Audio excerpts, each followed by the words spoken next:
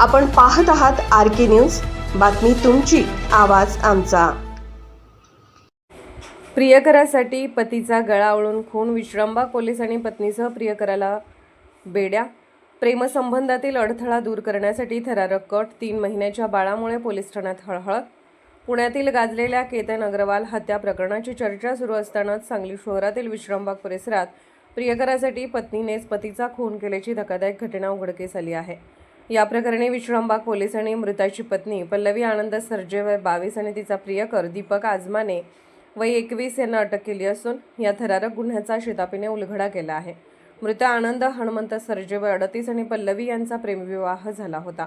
त्यांना 2 मुले असून त्यापैकी एक बाळ अवघ्या 3 महिन्यांचे आहे। असे असतानाही पल्लवीचे पतीचा मित्र दीपक आजमाने याच्याशी प्रेमसंबंध जुळल्याचे तपासात निष्पन्न झाले आहे। आनंद आणि दीपक हे दोघेही सांगलीतील एका नामांकित कपड्याच्या दुकानात काम करत होते, त्यामुळे दीपकचे आनंदच्या घरी नेहमी येणे जाणे होते। याच ओळखीचे पुढे प्रेमसंबंधात रूपांतर झाले। या अनैतिक संबंधाची चाहूल आनंदला लागल्यानंतर तो या नात्यात अडथळा ठरत असल्याची भावना निर्माण झाली।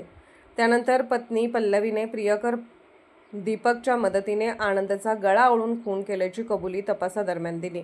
घटनेनंतर पल्लवीने सुरुवातीला पतीचा मृत्यू नैसर्गिक झाल्याचा बनाव करत पोलिसांची दिशाभूल करण्याचा प्रयत्न केला, मात्र विश्रामबाग पोलिसांनी कसून चौकशी करताच तिची भूमिका संशयास्पद ठरली आणि अखेर तिने गुन्ह्याची कबुली दिली। या प्रकरणातील सर्वाधिक हृदयद्रावक बाब म्हणजे आरोपी पल्लवीच्या कुशीत अवघ्या 3 महिन्याचे बाळ आहे। पोलीस कोठडीत असतानाही ती त्या बाळाला दूध पाजत असून आईच्या कृत्याची शिक्षा निष्पाप लेकराला भोगावी लागत असल्याने पोलीस ठाण्यातही हळहळ व्यक्त होत आहे। या खून प्रकरणाचा उलगडा विश्रामबाग पोलिसांनी अत्यंत कौशल्याने केला असून पुढील तपास पोलीस निरीक्षक सुधीर भालेराव यांच्या मार्गदर्शनाखाली सुरू आहे।